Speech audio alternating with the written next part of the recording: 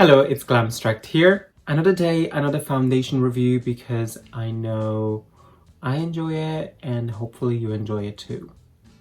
The foundation I'm going to review today is the Forever Skin Glow by Dior foundation.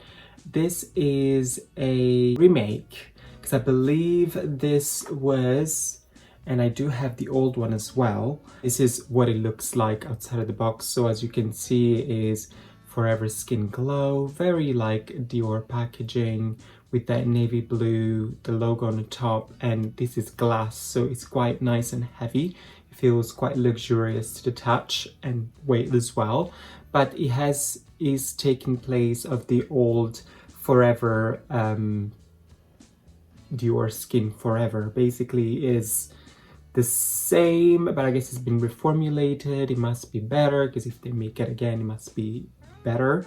So hopefully that is the case. It's a long-wear obsession, a perfect complexion for 24 hours non-stop with flawless coverage. The complexion is even and radiant in texture as it tightened, and the skin appears plumped. From morning to night, the perfect water-oil balance delivers a naturally vibrant, shine-free glow. So I love it. It's like hydrating, has hydrating apparently properties inside. So I'm excited about that. Of course, I've done a skincare and also prepped and primed my skin with the vitamin-rich face base by Bobbi Brown. But I was looking in my drawer and I did find also a Air Flash CC primer, color correcting, radiance boosting by Dior. However, this is really old. This is probably like 3 years old. I don't know, I can't remember. And I know the shelf life for this is probably just like 12 months as a standard product, if not even less. However, as I already applied some primer, I might do just like 1 or 2 spritz on my hands and just apply a very tiny little bit because I don't want my skin to break out, because as you can see, I did have a visit from 2 old friends of mine.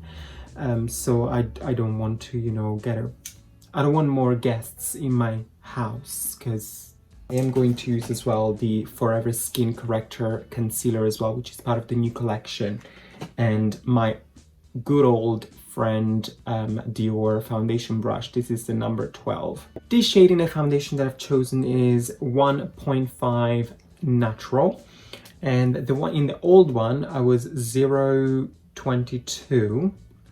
I just want to see actually a swatch comparison. I don't know if you can see, but the one I had before, which is the one on the top, is the older one, and the new one is this one down here. I'm happy, I think, with the actual neutral undertones that I can find in this new one. I'm gonna apply 1 pump on the back of my hand and see how much we can achieve just by using 1 pump.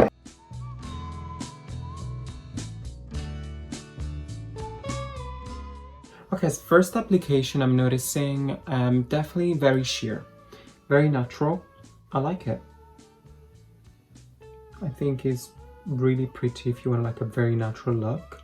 I've said this many times before in my previous videos, I'm very minimal when it comes to makeup. I really want like a natural effect. In fact, I apply less than more when it comes to like foundation. So probably this 1 pump is doing my whole face, and I do have a huge forehead to cover. By the way, while I'm filming, it's snowing outside. I don't know, I just thought I'd say it. Okay, so as we can see, me and you, whoever's watching, this is the first layer, just 1 pump of the foundation. And I've covered my left cheek, my right cheek, my nose, my forehead. As I usually say, I don't put a lot of foundation when it comes to these temples here because I'm going to cream contour anyway, so I don't want foundation there. But I do like the very light coverage of this foundation. It is glowy, but not greasy, no oily, which is good. Oh, wow. I know it's too early to say, oh my god, I love this foundation, it's so good. But I love the foundation, oh my god, it's so good. For concealer, I'm going to use the Dior Forever Skin Correct from the same family. They, I guess, you know, they come together. They launched very recently together. I picked the shade 1.5 Natural as well in the concealer. I'm just gonna do a little bit here, a little bit here.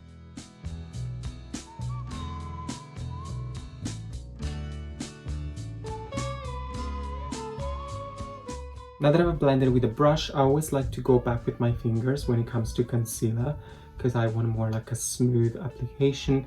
Sometimes with the brush bristles, you do tend to get a little bit of a stripy kind of effect, and I'm not a huge fan of that. So when you go back with your finger, it kind of smooths everything out. Or you can use a beauty blender if you want, if you don't want to mess your fingers, basically. Nice, I'm living. Whoa. I can see this foundation oxidizing very slightly, and I'm happy with that because I picked a foundation shade which is slightly lighter than my skin tone, and now that it's oxidizing on my skin, it looks perfect. So I'm pleased with that. I'm gonna go off camera and quickly set my face a little bit with my Fenty Beauty Butter powder and maybe do a little bit of bronzer and blush, and I'll be back very soon. So I've done a little bit of bronzer, a little bit of blush, and a little bit of highlighter. Everything very soft. I use all of that just in one palette from Benefit. I've shown this palette many times in my video because I love it. It's such a nice on-the-go everything like bronze, blush, and highlighter palette. I know the highlight is not the brightest, it's very subtle, but the Hoola bronzer and the Rockabye blush are really nice. I love this too. I mean, it looks gorgeous. Everything went on top of this foundation so amazingly because I can still see the glow because I have applied some setting powder and the rest of the powder to create blush, bronzer, and highlighter. But even though it looks good, I love it. It looks really nice. That's it. This is the video. I hope you liked it. Give it a thumbs up if you liked it, but give it a thumbs up if you didn't like it as well, because why not?